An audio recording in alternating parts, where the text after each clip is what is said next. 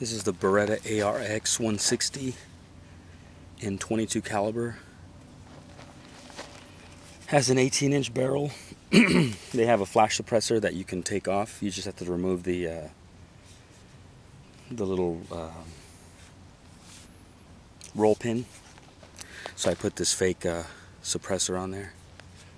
Kind of wanted a shorter look, so, and you're not able to cut these barrels down because when you fold it,